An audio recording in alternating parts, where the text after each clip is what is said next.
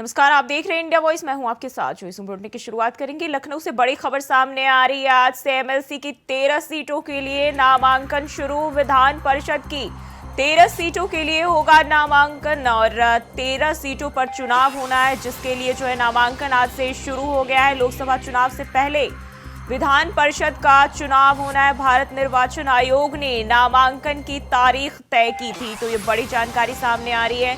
खाली होने वाली 13 सीटों के लिए नामांकन शुरू हो गया है और आज से 11 मार्च तक नामांकन भरे जाएंगे। 12 मार्च को नामांकन पत्रों की जांच होगी। 14 तक फिर जो है वो नाम वापसी की जाएगी। वहीं बात करें तो 21 मार्च को एमएलसी पद के लिए मतदान होना है और 21 मार्च शाम 5 बजे काउंटिंग कर घोषणा कर दी जाएगी। तो खाली होने वाली 13 सीटों के लिए नामांकन जो है आज से शुरू हो गया है। 11 मार्च तक नामांकन भरे जाएंगे। 21 मार्च को जो है एमएलसी पद के लिए मतदान होना है और शाम 5 बजे तक काउंटिंग कर घोषणा कर दी जाएगी।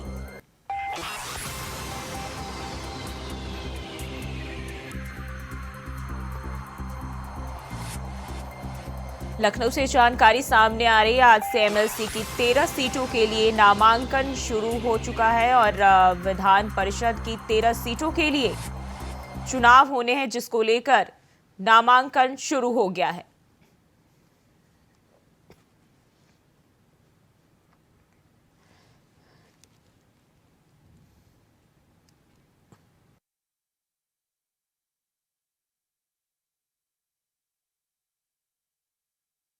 तो विधान परिषद की 13 सीटों के लिए चुनाव होगा और इसके लिए जो है नामांकन आज से शुरू हो गया है और 11 मार्च तक ये नामांकन भरे जाएंगे। तो ये जानकारी लखनऊ से सामने आ रही है। आज से एमएलसी की 13 सीटों के लिए नामांकन शुरू हो गया है।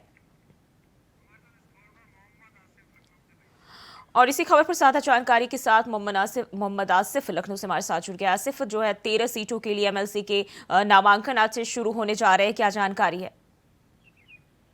जी बिल्कुल, बता दूं कि राज्यसभा चुनाव के बाद अब उत्तर प्रदेश में आज से एमएलसी चुनाव के लिए नामांकन शुरू हो गया है और 13 सीटों पर जो है नामांकन होगा। और बता दूं कि इस चुनाव को लेकर राज्य में एक बार फिर से समाजवादी एनडीए और एनडीए गठबंधन के बीच रोचक जंग देखने को मिल सकती है।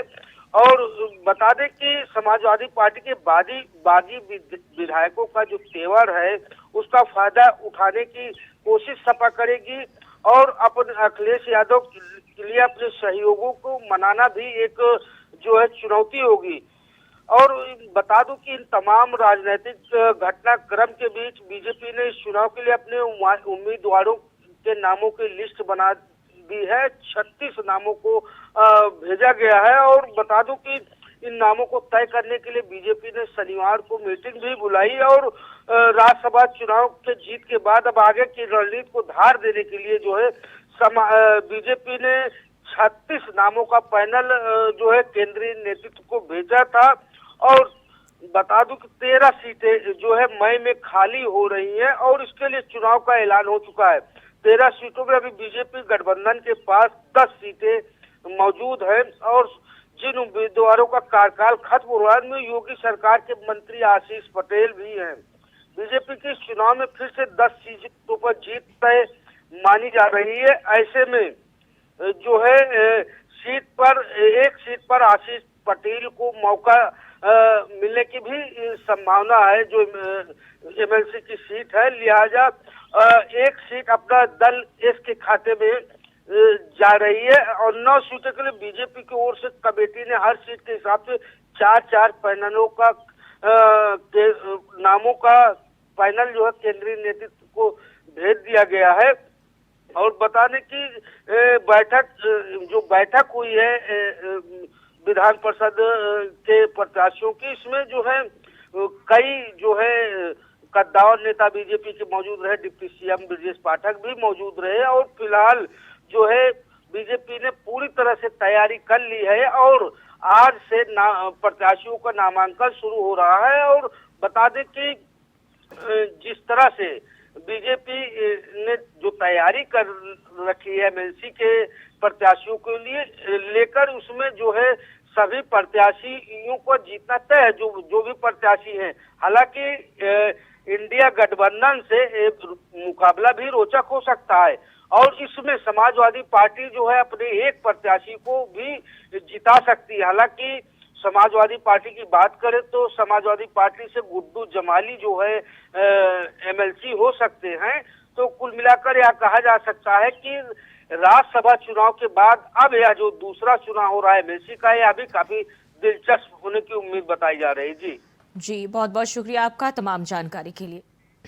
और बढ़ते हैं आगे, दिल्ली से बड़ी खबर सामने आ रही। ईडी के समन पर सीएम केजरीवाल को होना है पेश। एक्साइज पॉलिसी मामले में ईडी ने भेजा है समन। तो ये बड़ी जानकारी सामने आ रही है। 27 फरवरी को ईडी ने 8वां समन भेजा था। 7वें समन तक दिल्ली सीएम ईडी के सामने पेश नहीं हुए थे और एक बार फिर से जो है बताया जा रहा है कि सोमवार को भी ईडी के सामने पेश नहीं होंगे केजरीवाल। सूत्रों के हवाले से ये जानकारी मिल रही है कि आज भी जो है केजरीवाल ईडी के सामने पेश नहीं होंगे। एक्साइज पॉलिसी का मामला है जिसमें ईडी की ओर से केजरीवाल को समन भेजा गया है और ये 8वां समन है जब दिल्ली के मुख्यमंत्री को ईडी की ओर से भेजा गया है। 27 फरवरी को ईडी ने 8वां समन भेजा था और 7वें समन तक जो है सीएम केजरीवाल ईडी के सामने पेश नहीं हुए थे और बताया जा रहा है कि सोमवार को यानी आज भी जो है वो पेश नहीं होंगे।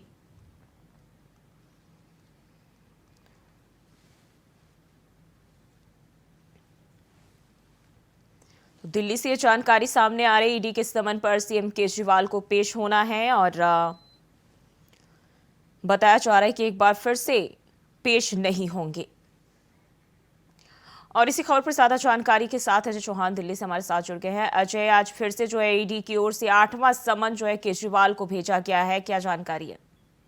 जो ही देखिए लगातार ईडी अरविंद केजरीवाल को नोटिस भेज रहे हैं, लेकिन इसका कोई भी जवाब अरविंद केजरीवाल नहीं दे रहे हैं, बल्कि उनके मंत्री उनका जवाब दे देते हैं। बता दें कि लगातार जिस तरह से शराब नीति घोटाले को लेकर के काफी जगहों में कई नेता इसमें बंद है, लेकिन अरविंद केजरीवाल अभी तक ईडी के सामने पेश नहीं हुए। देखना होगा कि आज क्या अरविंद केजरीवाल दोबारा पेश होंगे या फिर वही कि इस ईडी जो सम्मान है वो भी राजनीति और बीजेपी मुद्दा है। तो लगातार कहने का अरविंद केजरीवाल बयानों से बचते नजर आते हैं, ना ही ईडी के सामने आते हैं।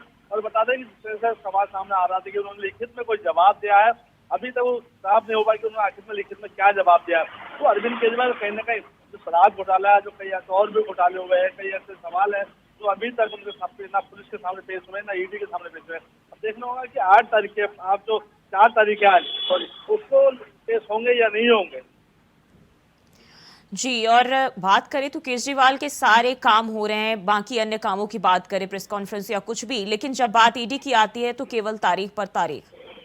देखिए वही है जैसा कि सनी देओल एक मूवी थी तारीख पे तारीख, वही अरविंद केजरीवाल की तारीख पे तारीख। लेकिन बाकी कामों के लिए घोषणा कर सकते हैं, दिल्ली में योजनाएं लागू कर सकते हैं, दिल्ली की सुविधा के लिए बात कर सकते हैं, लेकिन ईडी के सामने पेश नहीं होंगे। तो उनका कहना है कि ये जो संबंध है बीजेपी का है और किसी ईडी या पुलिस का नहीं है, क्योंकि मुझे चुनाव से रोकना चाहते हैं, प्रचार से रोकना चाहते हैं ताकि मेरे जो लोकप्रिय है जनता के बीच में वो कम हो जाए। तो कहने का जो गठबंधन है, इस तरफ से बात करें, इंडिया गठबंधन लगातार चलता रहा है, वही बीच में सवाल खड़ा करते हैं।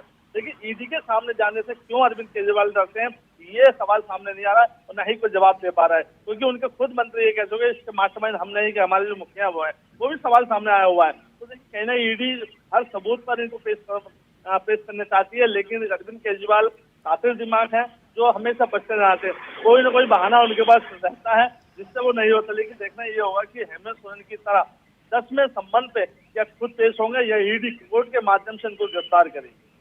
जी, हर बार वो कुछ न कुछ बहाना बना देते हैं, चाहे कहीं दौरे की बात बता रहे हो या फिर बताया जा रहा है कि आज भी जो है दिल्ली का बजट पेश होगा वहां वो मौजूद रहेंगे, लेकिन ईडी के पास नहीं जाएंगे। देखिए अरविंद केजरीवाल के नया नया मुद्दा होता है, नया नया सिंधिया मुद्दा, कहीं ना कहीं बातें अलग अलग करते रहते हैं। आज बजट है, पिछली बार जो 7 तारीख की वो पेश हुई थी तब भी उनका बजट था, आज फिर वही बजट आज पेश आ गया है। तो अरविंद केजरीवाल ईडी के सवालों से बचते नहीं जाते, क्योंकि उनको पता है कि अगर मैं ईडी के सामने पेश हुआ तो मुझे कहीं ना कहीं गिरफ्तार कर लिया जाएगा और मैं भी मनीष सिसोदिया की तरह ही जेल में रहूंगा। तो देखिए ईडी लगातार प्रयास कर रही है और अगर आज भी पेश नहीं होते 8 में तो 9वां सम्मन इनको भेजा जाएगा, उस पर भी कार्रवाई की जाएगी। देखना यह होगा कि सवाल क्या है, क्यों अरविंद केजरीवाल एक ईमानदार कहते हैं, बाद में कहते हैं कि मैं सच्चा हूँ, ईमानदार हूँ, लेकिन पुलिस से बचते नहीं जाते। अच्छा, क्या केजरीवाल को गिरफ्तारी का डर सता रहा है? देखिए उनको डर तो पूरा है, क्योंकि इनके जो मुखिया हैं, जो इनके और मंत्री हैं, बात कर मंत्री की बात करें या मुख्यमंत्री की बात करें जो पूर्व में, उनको लगातार कहीं ना कहीं बात सामने आया कि जिस तरह उनको पेश किया गया था, सीबीआई ने कहा था ईडी ने गिरफ्तार किया, अभी तक उनकी जमानत कुछ साल भर से ऊपर उनको जेल में हो गया। तो हो सकता है अरविंद केजरीवाल का जो मास्टरमाइंड दिमाग है वो इसी तरह से बच रहे हो कि लगातार मैं इनको ईडी का जवाब ना दूं, लेकिन मैं जिसे गिरफ्तार हुआ तो बाहर नहीं आऊंगा। तो कहीं ना कहीं सवाल जरूर है, लेकिन हाँ एक दिन समय आता है, चाहे हेमंत सोरेन की तरह उन्होंने भी काफी ईडी को सीबीआई को घुमाया था, फिर आखिर वो आज जेल में है। तो हो सकता है अरविंद केजरीवाल भी यही चाहते हैं कि मैं भी लोग की तरह एक बार सम्मान के साथ जेल जाऊं। जी, और अगर आज पेश नहीं होते तो क्या फिर से उन्हें समन जारी किया जाएगा? देखिए ईडी जब तक लगातार सम्मन भेजते रहेगी जब तक अरविंद केजरीवाल जवाब नहीं देते हैं, क्योंकि आज 8वां है, उसके बाद 9वां सम्मन भेजा जाएगा और 10वें सम्मन पर हो सकता है इनकी गिरफ्तारी या कोई कोर्ट के माध्यम से उनको गिरफ्तार किया है। लेकिन उनके जब मंत्री लगातार ईमानदार की जो किताब पढ़ते हैं वो सामने नहीं आता, ना ही किसी जवाब का, चाहे विधायक की बात करें या घोटाले की बात करें, इसका बड़ा सवाल खड़ा होता है। अब यही है कि आज क्या जवाब देंगे, अभी ये समय यही बताएगा। जी अजय, बहुत बहुत शुक्रिया आपका जानकारी साझा करने के लिए। और लखनऊ से बड़ी खबर सामने आ रही है। प्रत्याशियों की दूसरी सूची 8 मार्च को जारी करेगी बीजेपी। 7 मार्च को बीजेपी संसदीय बोर्ड की होगी बैठक। तो ये बड़ी जानकारी सामने आ रही है। 7 मार्च को बीजेपी संसदीय बोर्ड की बैठक होगी और 8 मार्च को दूसरी लिस्ट बीजेपी प्रत्याशियों की जारी करेगी। बैठक में प्रत्याशियों के नाम को लेकर मंथन होगा। सुभाषपा आरएलडी अपना दल की सीटें तय की जाएंगी। वहीं बिजनौर बागपत सीट आरएलडी को दी जा सकती है। अमरोहा सीट पर भी दावेदारी पेश कर रही आरएलडी।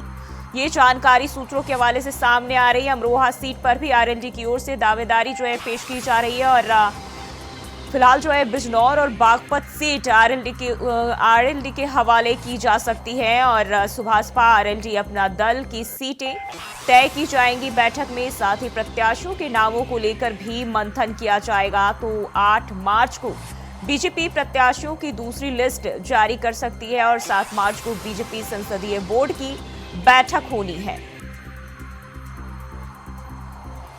तो लखनऊ से खबर सामने आ रही है। प्रत्याशियों की दूसरी लिस्ट 8 मार्च को जारी करेगी बीजेपी। 7 मार्च को बीजेपी संसदीय बोर्ड की बैठक होने जा रही है और बैठक में प्रत्याशियों के नामों पर मंथन होगा।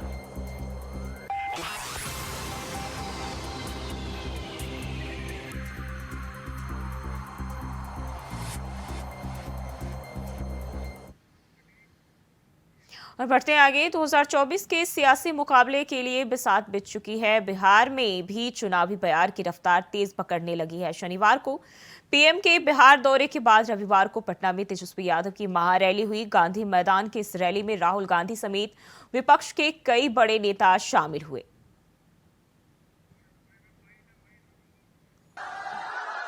देश में जब भी बदलाव आता है वो बिहार में तूफान शुरू होता है। यहां से तूफान बाकी प्रदेशों में जाता है। ये बिहार जो है देश की राजनीति का नर्व सेंटर है। यहां से ही शुरुआत होती है। आज देश में विचारधारा की लड़ाई है। एक तरफ नफरत, हिंसा, अहंकार और दूसरी तरफ मोहब्बत, भाईचारा और एक दूसरे की इज्जत। जैसे मैंने यात्रा में कहा, अगर आप गठबंधन को समझना चाहते हो, एक लाइन में समझा जा सकता है, नफरत के बाजार में मोहब्बत की दुकान खोलते हैं हम। नारा तो ये होना चाहिए यूपी और बिहार मिलकर के 80 और 40, 120 हराओ भाजपा हटाओ, 120 हराओ भाजपा हटाओ। किसान दुखी है, नौजवान के हाथ में नौकरी नहीं और 10 साल के उनके कार्यकाल में क्या उपलब्धि है जनता के लिए, ये बड़े सवाल हैं। हमें उम्मीद है यूपी के साथ साथ बिहार भी बदलाव की तरफ चलेगा। भाइयों, मोदी जी के स्टेट में 25,000 लोग सुसाइड करते हैं 3 साल में, क्योंकि नौकरी नहीं, खाने के लिए अन्न नहीं, काम नहीं। आज मोदी के स्टेट में 25,000 लोग 3 साल में मर चुके हैं, सुसाइड कर लिए। 500 स्टूडेंट सुसाइड कर लिए हैं। फिर भी मोदी कहते हैं ये मोदी की गारंटी। तुम्हारी गारंटी क्या है? सबको मालूम है, सबको धोखा देना यही गारंटी है आपकी। जहां तक मेरी नजर जा रही है, केवल लोग ही लोग नजर आ रहे, लग रहा है समुद्र हो चुका है। मैदान में तो इतने लाखों लाख, 10 लाख से ज्यादा लोग आ गए, लेकिन सड़कों पर पट्टा के कई लोग अभी बाहर फंसे हुए हैं। प्रशासन ने रात भर तंग किया, लेकिन फिर भी आप लोगों ने मजबूत इरादे के साथ आप सब लोग यहाँ आए। पटना में, बिहार में पोस्टर लगवाने हैं नीतीश कुमार जी। हमारे आदरणीय हैं, हमारे चाचा हैं, हम उनका आदर करते हैं, सम्मान करते हैं, बुजुर्ग हो गए हैं, लेकिन पोस्टर लगवा रहे कि रोजगार मतलब नीतीश कुमार। ये वही नीतीश कुमार जी हैं जब 2020 में हमने वादा किया था कि 10 लाख सरकारी नौकरी देंगे, तो मुख्यमंत्री जी ने कहा था कहां से आएगा पैसा? अपने बाप के पास से ला करके वेतन बांटेगा? असंभव है।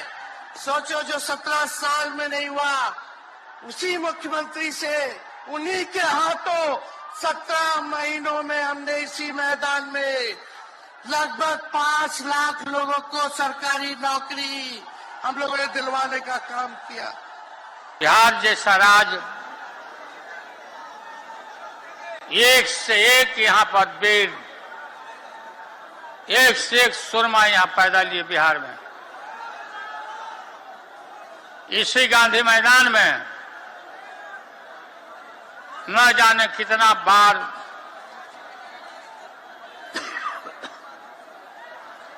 देश भर के नेताओं का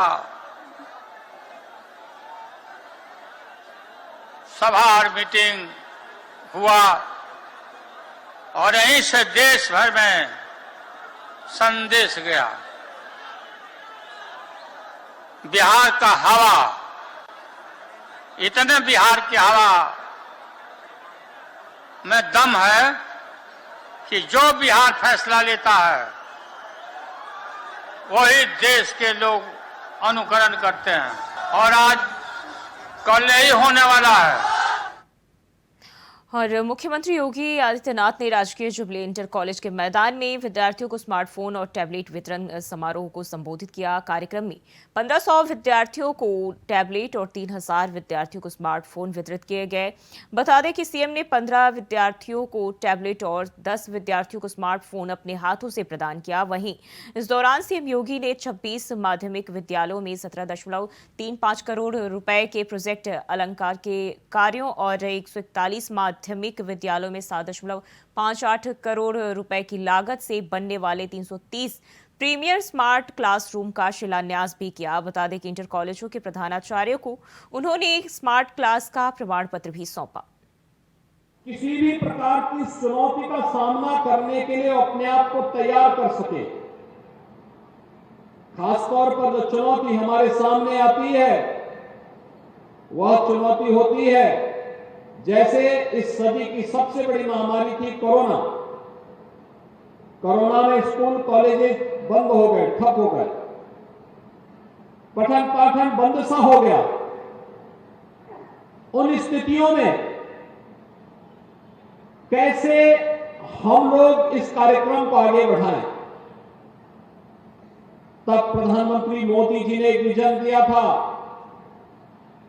कि अगर फिजिकली प्रेजेंस होना कठिन है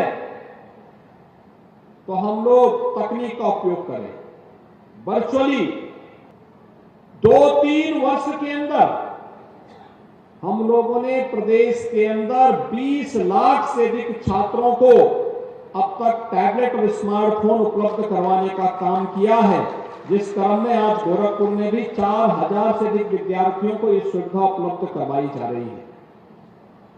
बिना भेदभाव के हर युवा को, जिससे वह तकनीकी दृष्टि डिजिटली अपने आप को सक्षम कर सके।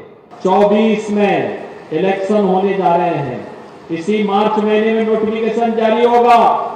नोटिफिकेशन में जब चुनाव के परिणाम चुनाव चलेंगे, उस समय हमारा नारा होना चाहिए, फिर एक बार मोदी सरकार, फिर एक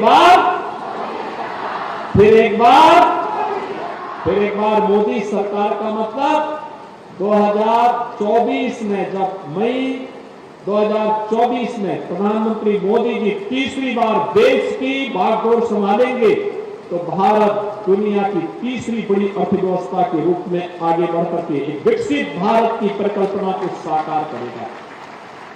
विकसित भारत का मतलब हर नागरिक विकसित होगा, हर व्यक्ति की प्रति व्यक्ति आय बढ़ेगी,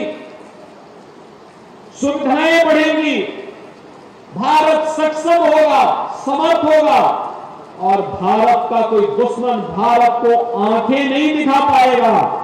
जो आंखें दिखाएगा तो उसको भी सबक सिखाने का काम करेगा। इस प्रकार की व्यवस्था हमारी होनी चाहिए। आपको मैं इस बात के लिए आश्वस्त करता हूं, प्रदेश भर के युवाओं को आश्वस्त करता हूं, युवाओं के भविष्य के साथ कोई खिलवाड़ नहीं कर पाएगा। युवाओं का भविष्य उज्जवल है। हमारा युवा प्रतिभाशाली है, सक्षम है। उसको डिजिटली सक्षम बनाने के लिए सभी कार्यक्रम आगे बढ़ाए जा रहे हैं। और जो भी युवाओं के भविष्य के साथ खिलवाड़ करेगा, जिंदगी भर वो जेल के अंदर सड़ेगा। और साथ साथ जो बाप दादों की प्रॉपर्टी होगी, उसको भी सरकार जब्त करने का काम करे। और लखनऊ से बड़ी खबर सामने आ रही है। बीएसपी इस हफ्ते जारी कर सकती है प्रत्याशियों की लिस्ट। पिछले चुनाव में अच्छा प्रदर्शन करने वालों को मिलेगा टिकट। तो लखनऊ से जानकारी सामने आ रही है, पिछले चुनाव में अच्छा प्रदर्शन करने वाले को टिकट मिलेगा। और बसपा इस हफ्ते जो है प्रत्याशियों की लिस्ट जारी कर सकती है। 2 लाख से ज्यादा वोट पाने वालों को बीएसपी देगी टिकट। जिस सीट पर प्रत्याशी नहीं मिलेंगे वहां लड़ सकते हैं कोऑर्डिनेटर। ज्यादातर दावेदारों की लिस्ट बसपा अध्यक्ष के पास पहुंची। तो ये बड़ी जानकारी सामने आ रही। 2 लाख से ज्यादा वोट पाने वालों को टिकट दिया जा सकता है और पिछले चुनाव में अच्छा प्रदर्शन करने वालों को टिकट मिलेगा। और बुलेटिन में फिलहाल के लिए बस इतना ही। खबरों के लिए बने रहे इंडिया वॉइस के साथ।